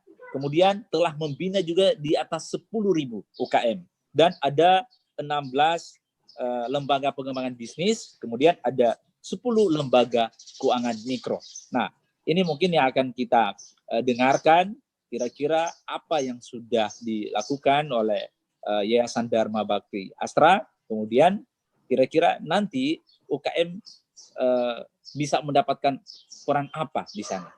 Dilibatkan seperti apa? Langsung saja mungkin Ibu Ida sudah monitor. Halo. Sudah Pak. Ya. Oke. Baik. Ya, silakan. Selamat pagi. Terima kasih Pak Ivan untuk kesempatannya. Salam sejahtera Bapak Ibu semua. Salam sehat untuk kita semua. Jadi terima kasih atas undangannya Pak Ivan, bisa sharing di Pekan UKM yang sangat menarik sekali temanya karena pelajaran dari krisis dan persiapan era pasca normal. Ini suatu kehormatan bagi YDBA untuk men-sharingkan. Kami kepikir bagaimana di masa pandemi ini kami ingin membagikan bagaimana kami mendampingi para UMKM binaan dan dalam menghadapi krisis ini. Tapi walaupun tadi sudah dibacakan oleh Pak Ivan, mungkin sekilas saya ingin menjelaskan tentang Yayasan Dharma Bakti Astra. Seperti Bapak Ibu ketahui, Astra adalah konglomerat dengan 7 lini bisnis, di mana Astra memiliki cita-cita untuk sejahtera bersama bangsa. Itu sebabnya nanti kami akan sharing apa yang akan kami lakukan. Kami juga memiliki filosofi catur dharma, di mana dharma pertama kami adalah menjadi aset yang bermanfaat bagi bangsa dan negara. Dengan dasar itu, Astra sangat peduli dengan CSR, sehingga didirikan ada 9 yayasan yang berfokus pada berbagai bidang. Salah satunya adalah Yayasan Dharma Bakti Astra yang sudah 40 tahun dan fokusnya pada pembinaan UMKM yang terstruktur. Nah, visi kami adalah ingin menjadi mitra, itu sebabnya kami sudah cukup lama mendampingi para UKM, sehingga mereka bisa menjadi UMKM yang naik kelas dan awet. Dan visi kami juga ingin menjadi institusi yang terbaik di dalam pembinaan dan pengembangan UMKM. Kemudian ada 3 misi yang kami ingin sampaikan. Yang pertama adalah kami membina dan mengembangkan UMKM, baik yang terkait ataupun yang tidak terkait dengan bisnis Astra. Dan yang kedua adalah kami membina UKM dan memberdayakan usaha ekonomi masyarakat di sekitar lokasi jaringan Astra. Dan yang ketiga adalah mengembangkan kewirausahaan dan keterampilan masyarakat sesuai dengan kompetensi yang dimiliki grup Astra. Itu sekilas tentang YDBA. Mari kita masuk kepada apa yang kita lakukan ketika masa pandemi dan COVID ini. Jadi, seperti kita ketahui, tadi sudah dijabarkan dengan panjang lebar oleh pembicara sebelumnya, bagaimana COVID ini memberikan dampak yang sangat besar sekali terhadap perekonomian. Dan tentu pasti tidak akan lepas yang namanya UKM, apalagi mereka adalah yang masih kecil-kecil, dari yang kami bina itu mengalami dampak juga. Dari data dan pantauan yang terus kami lihat dan kami analisa, terjadi penurunan yang signifikan untuk UMKM di bidang-bidang. Kami punya 4 bidang, yaitu manufaktur, bengkel, kuliner, kerajinan, hortikultura, dan pertanian. Jadi penurunannya sangat signifikan, itu sekitar 30 sampai dengan 60%. Tapi meskipun yang tadi dikatakan, meskipun di dalam kesulitan ada saja peluang, seperti contohnya di kuliner itu karena orang sekarang sadar kesehatan, minuman herbal jadi laku. Kemudian juga di pertanian meskipun turun tapi masih stabil. Turunnya itu karena pasar-pasar melakukan sterilisasi beberapa hari sehingga mereka tidak bisa memasok seperti itu. Nah, apa rencana pemulihan dalam era pasca normal ke depan? Yang pertama adalah sejak April, kami sudah mengajak mereka untuk lebih gencar dan mengoptimalkan yang namanya pasar online. Yang sekarang trennya, tadi sudah dibicarakan dari sebelumnya, Blibli, bagaimana begitu signifikan meningkatnya kesadaran masyarakat kita untuk belanja dengan online. Itu menjadi opportunity bagi kami. Dan juga kami melakukan diversifikasi produk, seperti contohnya, ketika kebutuhan masker langka dan meningkat kebutuhannya, maka kami memfasilitasi UKM kami untuk membuat masker kain. Dan akhirnya mereka bisa memproduksi itu. Begitu juga dengan semakin banyak kebutuhan-kebutuhan untuk face shield dan sebagainya, kami memfasilitasi mereka untuk menciptakan produk-produk seperti itu. Dan bersyukur mereka bisa cepat adaptif. Tadi sudah disampaikan juga bahwa kami ini cepat sekali beradaptasi, di mana kami membantu mereka dalam ukuran, drawingnya, kualitasnya harus dijaga, bagaimana safety-nya dan semuanya, sehingga mereka bisa menghasilkan produk yang baik. Dan bersyukur juga karena Astra waktu itu ada kebutuhan untuk memberikan donasi ke BNPB, Badan Nasional Penanggulangan Bencana, salah satunya Astra Honda Motor, mereka pesan kepada kita, dan itu sangat membantu sekali bagi UKM-UKM kita. Begitu juga dengan kuliner maupun kerajinan, dengan WFH di rumah, mereka pun beralih kepada masker, karena masker itu ternyata dibutuhkan sekali. Dan yang menarik adalah kalau tadi fashion yang dikatakan dikatakan di Blibli bahwa itu menurun, justru yang menarik di kerajinan kami, kebutuhan daster itu karena ibu-ibu banyak yang WFH, akhirnya justru meningkat. Sehingga mereka membuat daster itu, karena ibu-ibu lebih suka pakai daster di rumah gitu ketika WFH. Sehingga itu justru opportunity yang membuat mereka bisa naik. Yang kedua adalah kolaborasi. Tadi sudah disampaikan juga, kolaborasi itu menjadi penting. Ini antar UKM. Jadi kami coba melihat, memapping, antar UKM itu ada kebutuhan yang bisa saling supply tidak untuk memenuhi permintaan kebutuhan sesama UKM itu. Salah satu contohnya ada UKM manufaktur kami yang omsetnya tuh tinggal 15%. Lalu kami fasilitasi dan mempertemukan dengan UKM kami yang bergerak di peralat kesehatan, Dan seperti tempat tidur untuk rumah sakit, kebutuhannya ternyata itu sangat tinggi sekali karena banyaknya rumah sakit untuk pasien COVID. Dan akhirnya mendapat order untuk membuat spare part-nya sehingga omsetnya yang tadi UKM manufaktur itu justru meningkat menjadi 5 kali lipat. Seperti itu. Jadi ini kolaborasi yang sangat bagus untuk supaya mereka bisa bertahan. Yang ketiga adalah kolaborasi dengan perusahaan besar di Indonesia. Salah satu yang kita sudah coba lakukan, mungkin nanti dengan Pak Arman ya Pak, dengan BUMN bisa juga tuh seperti itu. Ini program pengembangan dengan Marta Tilar. Jadi yang menarik adalah di sini Marta Tilar itu tertarik dengan UKM kami yang berhubungan dengan bahan baku untuk produk-produknya. Jadi kita coba kolaborasi. Kami punya UKM yang punya pertanian dan juga yang dibutuhkan oleh Marta Tilar. Dan mereka juga ada kebutuhan untuk menjaring ibu-ibu untuk pemasaran produknya. Dan juga menjadi pegawai spa di anak-anak muda untuk menjadi pegawai spa di channel-channelnya tersebut. Sehingga mereka juga bersedia untuk mengajarin ibu-ibu dari para UKM kita itu untuk menjadi cantik. Sehingga nanti mungkin bapak-bapaknya senang nih karena ibu-ibunya juga cantik ketika kita berkolaborasi dengan Marta Tilar. Jadi itu yang kita lakukan. Begitu juga dengan fasilitasi pasar melalui merchant-merchant. Salah satunya adalah dengan Toko Pasti Puas. Yang tadi saya sangat tertarik dengan Blibli, ternyata mengundang dan komisinya 0. Mungkin itu nanti kita akan pelajari juga Pak untuk seperti itu. Jadi intinya kami berkolaborasi dengan banyak hal. Yang keempat, kami melakukan kolaborasi juga dengan asosiasi. Belajar dari tadi diversifikasi produk dari UKM manufaktur, ternyata ada asosiasi alat-alat kesehatan yang ternyata permintaannya itu begitu besar sekali. Dan selama ini mungkin importnya sama dengan Pak Arman itu spare part-nya dari Cina atau dari impor. Sehingga kami akan berkolaborasi UKM manufaktur mitra kita dengan asosiasi produsen alat kesehatan itu, sehingga apa yang bisa dikolaborasikan sehingga itu bisa memenuhi kebutuhan dari secara nasional. Itu yang kita lakukan. Kemudian juga yang kelima adalah fasilitasi pasar internasional. Jadi kami juga coba ketemu dengan off-taker dan dari off-taker yang sudah memiliki pasar di beberapa negara, dan kami mengetahui bahwa di semester kedua nanti sudah mulai ada exhibition. Jadi kami coba berkolaborasi untuk memperkenalkan produk UKM kami dengan off-taker tersebut. Ada dengan Jepang, ada juga dengan beberapa yang domestik di sini yang sudah punya beberapa jaringannya di luar negeri. Begitu juga mereka akan membantu di dalam hal bagaimana penyiapan produk, bagaimana penyiapan legalnya, dan seterusnya.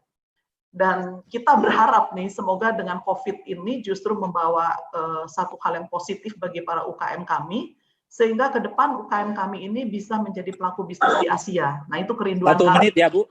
Ya. 1 menit lagi ya. Ya, baik. 1 menit lagi. Nah, jadi itu rencananya, dan bagaimana untuk selanjutnya, next-nya? Strategi penguatan UMKM, pertama tadi sudah dibicarakan, digital marketing itu menjadi sangat penting. Karena itu kami terus bergerak bagaimana mengajar mereka digital marketing melalui online. Bahkan sekarang kami punya fokus kepada ngobrol pinter, kita mendatang UKM supaya mereka terinspirasi dan punya bertahan. Dan juga kolaborasi dengan pelaku pentahelix dalam menggali peluang, seperti contohnya akademisi. Mereka punya teknologi, mereka punya fasilitas penelitian, kenapa tidak kita pakai untuk UKM kita? Dan strategi jangka panjangnya adalah pentahelix itu sendiri. Bagaimana pembangunan dengan melibatkan pemerintah, masyarakat, komunitas, akademisi, dan juga swasta. Dengan kelima hal ini, dengan perannya masing-masing yang bisa dibaca di sana, kita harapkan ini bisa memperkuat UKM-UKM kita. Salah satu yang kita sedang lakukan adalah bagaimana dengan ketahanan pangan. Nah, ini yang kita coba berkolaborasi untuk kita lakukan. Mungkin itu waktunya udah 1 menit, demikian sharing saya. Iya, oke. Terima kasih untuk perhatian. Bu Ida, terima kasih banyak ya. Iya, ini mau breakdown soal rencana pemulihan. Saya sudah mencatat ada 5 poin itu bagus sekali. Nanti kita akan dalami, terutama di soal kolaborasi antar UKM ya, Bu. Jadi mungkin akan kalau bisa mempersiapkan soal itu tadi nanti bahannya bagaimana kolaborasi antar UKM. Tetapi kita sekarang langsung masuk ke tanya jawab. Saya langsung dengan Pak Arman tadi ingin menggali lebih dalam soal supply chain management lokal. Nah, ini SCM lokal. Bagus sekali ya idenya. Saya kira bisakah Pak Arman memberikan contoh konkret gitu. Ya, kalau tadi sudah ada detail actionnya, mulai dari detail engineering design, kemudian talent mapping UKM. Nah, itu gambaran umum sebetulnya. Nah, bisakan diberikan secara singkat 2 menit atau 3 menit paling lama, Pak Arman, mungkin ada enggak contoh konkret UKM apa berperan atau terlibat di dalam proses itu. Silakan Pak Arman.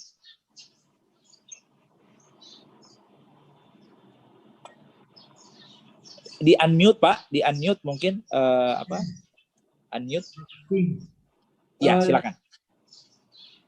Jadi kebanyakan BUMN sekarang ini memang tidak pernah berkolaborasi dengan IKM, Pak.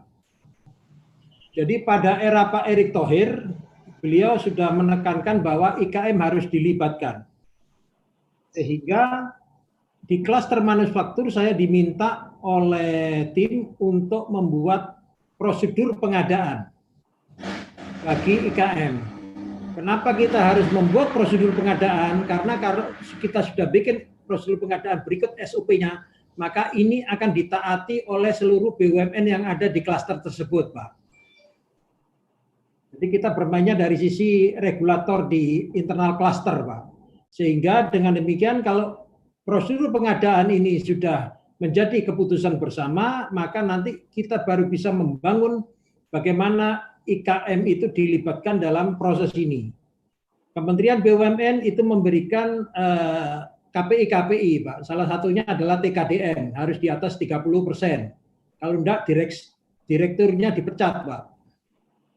Kalau tidak bisa sampai memberikan TKDN 30% minimal. Kedua, dalam hal TKDN tersebut harus melibatkan industri kecil menengah. Sehingga sustainability daripada global supply chain nanti bisa dimitigasi risikonya. Dan yang ketiga adalah bahwa setiap BUMN baik Dewan Komisaris maupun direksi itu harus memiliki persentase pencapaian terhadap INDI 4.0. Sehingga ini sangat penting kalau dalam persepsi saya itu kita bekerja sama dengan swasta seperti Bu Ida dari Astra, Bu ya. Sehingga apa? Skala ekonomis produksi IKM itu jadi jadi efisien. Kalau efisien biayanya murah, IKM selalu dapat nanti order sehingga mereka tidak putus asa. Selama ini kan banyak IKM manufaktur yang tumbuh dan hilang karena apa? Tidak ada order. Kedua, kalau ada order, skala ekonomisnya tidak terpenuhi sehingga dia tidak bisa mengimprove teknologinya. Maka dalam persepsi saya dibutuhkan kolaborasi besar antara BUMN maupun swasta sehingga IKM manufaktur komponen dan lain sebagainya akan tumbuh dan global supply chain kita risikonya akan rendah karena diisi oleh internal yang bisa kita kontrol sendiri. Saya kira begitu Pak Ivan. Oke. Ya, baik. Pak Arman, luar biasa. Yang saya tangkap adalah bagaimana rantai produksi, kemudian rantai pemasaran itu bisa diperpendek. Dengan demikian, ini akan berdampak pada pendapatan yang lebih buat UKM ya. Di sisi lain, ada networking baru yang terbentuk dan ini akan bagus sekali. Ide yang luar biasa dari PT BBI ya. Saya kira itu soal prosedur pengadaan untuk IKM juga mungkin sesuatu hal yang baru, tetapi ini sangat ide yang sangat brilian ya, yang disampaikan oleh Pak Menteri, yang dijawantakan oleh anak-anak perusahaan di BUMN. Saya lanjut dengan pertanyaan berikut buat Ibu Ida, saya kira ini menarik sekali, kolaborasi antar UKM ya Bu. Karena memang sudah ada sebetulnya yang saya lihat, kolaborasi antar UKM, apalagi di masa pandemi ini, soliditas UKM itu di daerah-daerah, contoh di daerah saya di Sulawesi Utara, itu sangat luar biasa. Mereka merasa semakin solid, ada satu rasa istilahnya. Bagaimana mereka menghadapi ini dalam suasana yang sama-sama sakit gitu, sharing pain gitu. Nah, soliditas makin kuat. Ini langkah bagus, kira-kira kita ingin meminta strategi ataupun masukan dari Ibu Ida, kira-kira bagaimana aktivitas UKM-UKM di daerah supaya lebih solid lagi, tetapi bukan hanya solid, harus profit gitu. Bukan hanya solid, tetapi harus profit. Silakan, Bu Ida. Ya, jadi kolaborasi antar UKM ini memang ini yang kita tekankan kepada UKM kita. Itu sebabnya kami punya komunitas. Jadi komunitas itu kita pilah berdasarkan sektor-sektor. Ada sektor bengkel, sektor kuliner, sektor segala macam. Pertama adalah supaya mereka bisa bertahan dan terinspirasi. Kita coba dulu dengan ini supaya mindsetnya semua sama, bahwa dalam situasi ini kita harus solid. Salah satunya adalah dengan ngobrol pinter. Contohnya ada UKM kita yang berhasil bertahan, malah dia kreatif, sehingga kita ajak dia untuk sharing, sehingga para UKM kita itu bisa melihat bahwa ini ada yang berhasil loh, opportunity dengan kreativitas seperti itu. Sehingga dengan begitu kita punya memastikan bahwa UKM yang kita bina itu bisa betul-betul survive dalam situasi seperti ini. Dan kreativitasnya seperti apa? Misalnya contohnya adalah bagaimana cara mereka memasarkan dengan online dan sebagainya. Itu kita ajarkan semuanya. Kita undang para pakar untuk melakukan itu. Dan satu hal lagi seperti yang sudah tadi saya ungkapkan, kami memapping kira-kira ini UKM ini butuh apa ya? Kemudian ada UKM yang lain nggak yang bisa memproduksi? Seperti yang tadi saya contohkan di UKM manufaktur kami, ada yang udah omsetnya udah tinggal 15%. Kemudian kami coba lihat, oh ini ada yang lagi kenceng nih permintaannya, sehingga kami pertemukan mereka dan akhirnya bisa 5 kali lipat yang tadi saya katakan. Dan sebetulnya ada banyak hal lagi yang coba kita kolaborasikan. Yang penting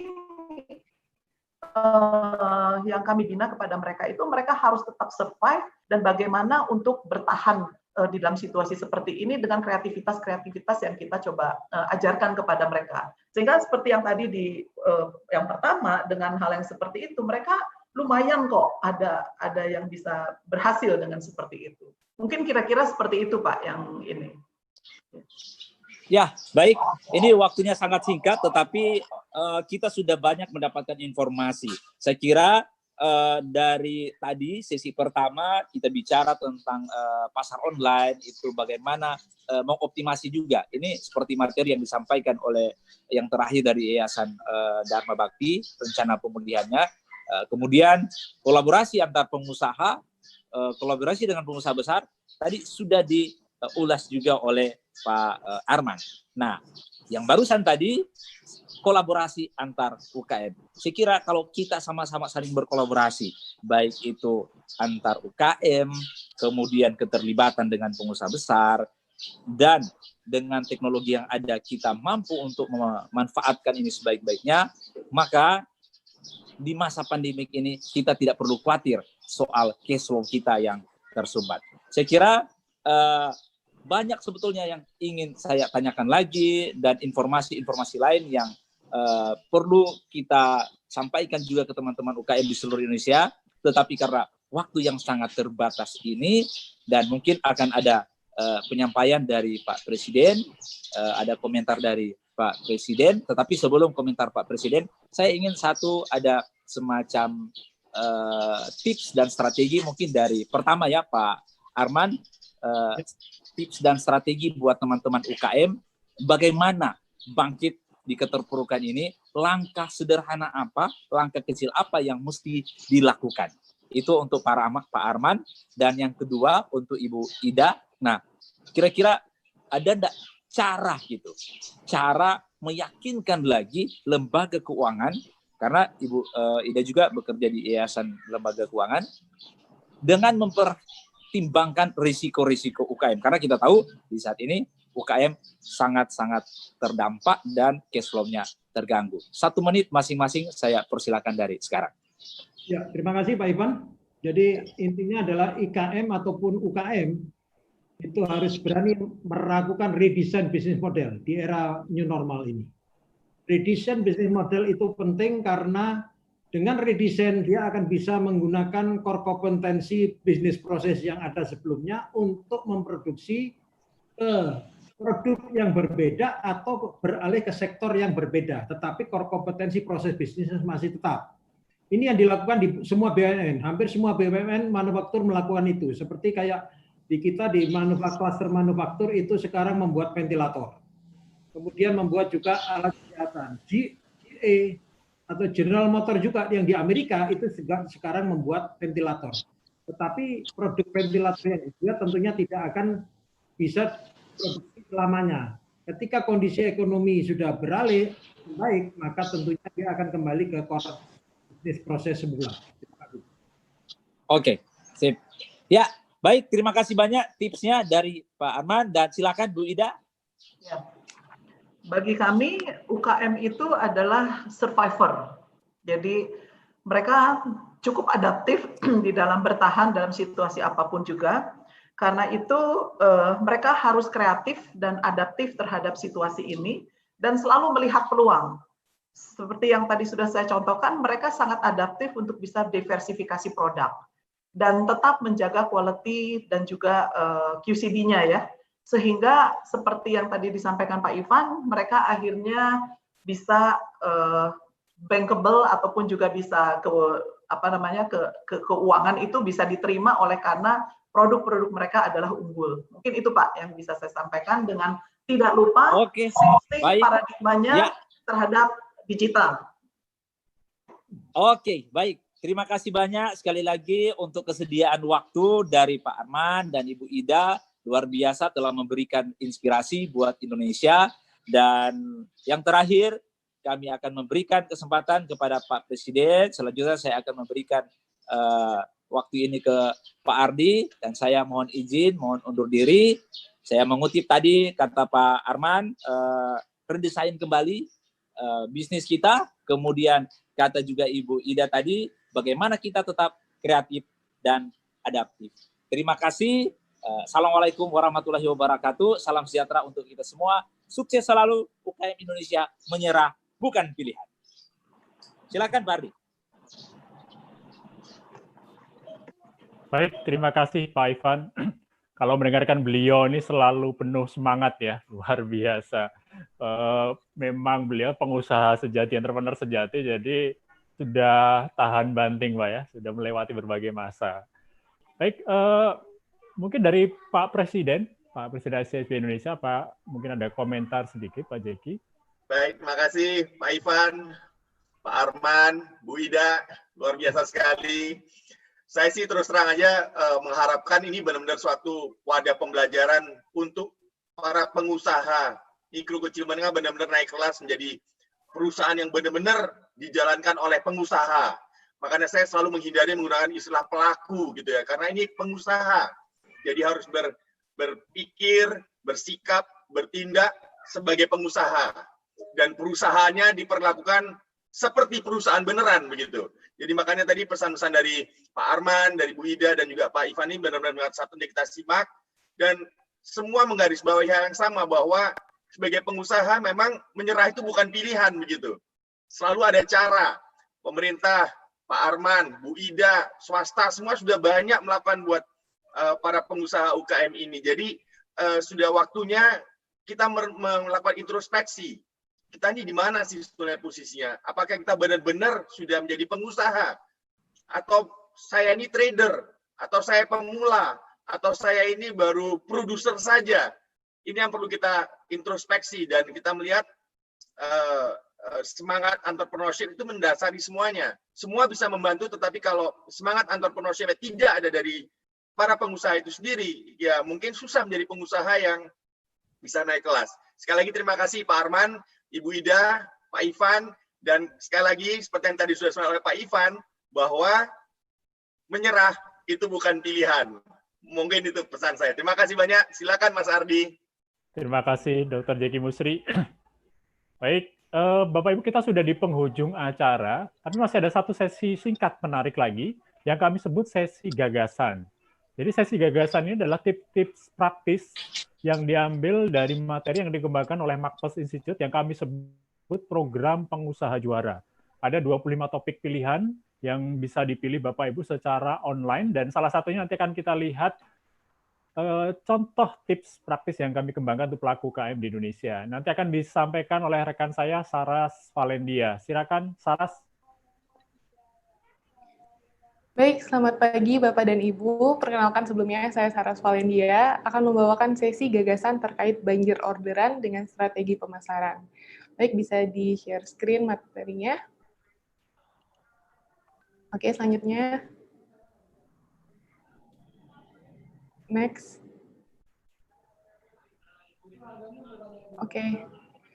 Oke, hal pertama yang dapat dilakukan untuk banjir orderan dengan strategi pemasaran, yaitu yang pertama menganalisa situasi bisnis melalui porsi. Jadi ada beberapa tujuan dari dilakukan analisa porsi ini. Yang pertama untuk melihat perubahan yang terjadi di industri secara makro dan menyeluruh. Kemudian memahami perubahan yang dapat menciptakan peluang pengembangan usaha. Yang ketiga, memperoleh insight dari apa yang dilakukan pebisnis lain. Kemudian memastikan bahwa Anda telah memahami apa yang dibutuhkan oleh pelanggan, dan yang terakhir lebih mengenal kapabilitas internal untuk tujuan pengembangan usaha dalam jangka panjang.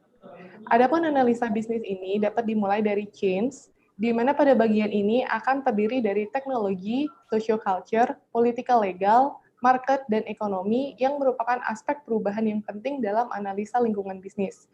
Kemudian, jika keadaan lingkungan bisnis berubah, maka akan terdapat perubahan pula pada faktor customer dan kompetitor. Kedua bagian ini merupakan faktor eksternal yang akan terpengaruhi oleh perubahan yang terjadi. Setelah mengetahui perubahan yang terjadi pada change, customer, dan kompetitor, untuk menentukan langkah yang akan diambil selanjutnya, maka Anda perlu memperhatikan faktor company, yaitu kemampuan internal UMKM Anda sendiri. Slide selanjutnya. Oke, untuk langkah selanjutnya, kita akan menuju ke 3 langkah strategi pemasaran yang terdiri dari segmenting, yaitu mengelompokkan pelanggan berdasarkan kemiripan untuk mengenali pasar. Jadi, pasar yang heterogen akan dikelompokkan menjadi pasar yang homogen. Yang kedua, yaitu targeting, yaitu memilih kelompok segmen yang paling menarik sebagai tujuan utama pemasar dalam memasarkan produknya. Dan yang terakhir, yaitu positioning, yaitu menentukan kesan yang diberikan ke target segmen yang penting untuk membentuk persepsi produk kita di benak konsumen. Slide selanjutnya. Nah, yang terakhir, kita akan menyusun marketing mix atau 4P dari produk yang kita tawarkan. 4P ini akan terdiri dari, yang pertama produk, adalah segala sesuatu yang bisa dijual oleh usaha untuk memenuhi kebutuhan dan permintaan pasar. Contohnya seperti produk fisik, pelayanan, perusahaan, ide, pengalaman, dan lain-lain. 4P yang kedua yaitu price, adalah sesuatu yang diminta dari pelanggan untuk menggunakan sebuah produk. Contohnya seperti menentukan harga mengikuti harga yang ditetapkan kompetitor. Yang ketiga, place, adalah sebuah lokasi atau lingkungan yang bisa menyediakan produk sehingga bisa dikonsumsi. Jadi, beritahu pelanggan di mana bisa mendapatkan produk Anda. Dan yang terakhir, yaitu promotion, adalah sarana komunikasi apapun yang bisa menyampaikan pesan kepada pelanggan seperti memasang iklan di sosial media. Selanjutnya. Slide selanjutnya. Oke, demikian sesi gagasan yang saya bawakan untuk hari ini. Jika Bapak dan Ibu penasaran untuk mengetahui bagaimana cara menjadi pengusaha juara yang dapat banjir orderan dengan jurus-jurus pemasaran, Bapak dan Ibu dapat mengikuti 5 kelas ini setiap pukul jam 15 sampai 16.00 yang akan membahas jurus-jurus pemasaran yang lebih detail. Untuk informasi lebih lanjut, dapat dilihat di chatroom di Zoom ini. Acara saya kembalikan ke Pak Ardi, dan terima kasih banyak atas perhatiannya. Oke, terima kasih Saras untuk presentasinya. Jadi presentasi dari Saras tadi sebenarnya menjadi jembatan untuk sesi besok, Bapak Ibu. Jadi ini hari keempat, besok masih ada hari terakhir, hari pamungkas. Mungkin ada yang bertanya-tanya, tadi disampaikan bahwa di ICSP hanya ada 4 pilar. Pemerintah sudah hari pertama, peneliti hari kedua, pembina dan pengajar hari kedua, dan hari ini kita sudah masuk ke sesi pebisnis. Lalu kenapa ada pilar kelima? Nah, ini sebenarnya sangat terkait dengan yang disampaikan oleh Pak Presiden Dr. Jacky Musri tadi. Beliau mengatakan bahwa salah satu hal terpenting sebenarnya di luar dukungan dari 4 pihak tadi adalah dari sisi pelaku UKM sendiri. Artinya Bapak Ibu sendiri adalah pilar yang kelima, yang itu pilar paling penting, pilar paling fundamental di dalam menjalankan bisnis ini. Artinya sebesar apapun dukungan yang diberikan oleh pihak-pihak lain, tetapi Bapak Ibu sebagai pelaku usaha tidak memiliki jiwa kewirausahaan, hanya menunggu pasif dan tidak memiliki kreativitas untuk melakukan inisiatif, maka dukungan-dukungan tadi tidak akan banyak manfaatnya. Karena itulah kami menambahkan hari sesi terakhir besok, sesi kelima, hari kelima, yaitu adalah sesi pemasaran. Sedikit bocoran Bapak Ibu agar besok bisa tetap bergabung, akan ada 2 materi besar yang akan dibuka oleh Bapak Hermawan Kartajaya langsung sebagai Chairman ICSB Indonesia, dan nanti akan diikuti oleh 2 sesi utama yang ini saya kasih bocoran bahwa ini konsep terbaru Makplus yang ibaratnya kalau pisang goreng baru diangkat dari wajan gitu ya, masih panas-panasnya, dan langsung akan disajikan ke Bapak Ibu sekalian. Artinya ini adalah forum pertama di mana kami memperkenalkan konsep yang kami sebut CIEL, C-I-E-L. CIEL itu kalau dalam bahasa Inggris konon artinya adalah langit biru. Apa itu CIEL? C itu adalah untuk creativity, I itu untuk innovation, E itu entrepreneurship, dan L adalah leadership. Nah, inilah 4 hal yang besok akan kita bahas bocorannya kepada Bapak Ibu sekalian. Jadi silakan bergabung, dan dari pengalaman Bapak Ibu sepertinya harus bergabung lebih awal karena memang kapasitas kita terbatas. Kalaupun nanti tidak bisa bergabung, bisa mengikuti acara ini secara live di YouTube channel kami. Demikian Bapak Ibu, terima kasih Pak Mufid sebagai moderator, Pak Ivan juga sudah sebagai moderator, Bapak Ibu panelis semua yang sudah ikut terima kasih bersama Pak Presiden yang sudah memberikan komentar tadi. Dan untuk sebagai penutup saya kembalikan ke Pak Tinus, MC kita 5 hari ini. Silakan. Baik, terima kasih Associate Dean Makplus Institute dan juga Vice Secretary General ICSB Indonesia Ardi Irwansyah. Bapak Ibu sekalian, seperti tadi sudah di-mention oleh rekan saya Ardi Irwansyah, besok jangan lewatkan di hari terakhir Pekan UKM Internasional 2020 karena bisa dibilang ini adalah gongnya begitu ya, hari Jumat tanggal 12 Juni. Pukul 9 pagi waktu Indonesia Barat. Sekali lagi kami mohon Bapak Ibu sekalian karena sangat spesial sekali, mungkin akan lebih banyak sekali orang-orang yang ingin masuk ke link Zoom yang sama pada pagi hari ini. Kami mohon Anda bergabung lebih awal, bukan 30 menit lagi mungkin karena besok ada Pak Hermawan Kartajaya, kemudian Pak Ardi tadi juga sempat menjelaskan ada konsep terbaru yang istilahnya fresh from the oven seperti apa begitu. Nah, sekali lagi jangan lewatkan besok di hari terakhir Pekan UKM Internasional 2020. Sekali lagi Pekan UKM Internasional 2020 diselenggarakan oleh ICSB Indonesia bekerja sama dengan Makplus Institute dan didukung penuh oleh Bank BRI. Saya Tinus Kusuma pamit undur diri. Assalamualaikum, sampai ketemu kembali besok ya Bapak Ibu sekalian di waktu dan yang sama. Stay clean, stay healthy, stay safe. Terima kasih. Sampai jumpa besok.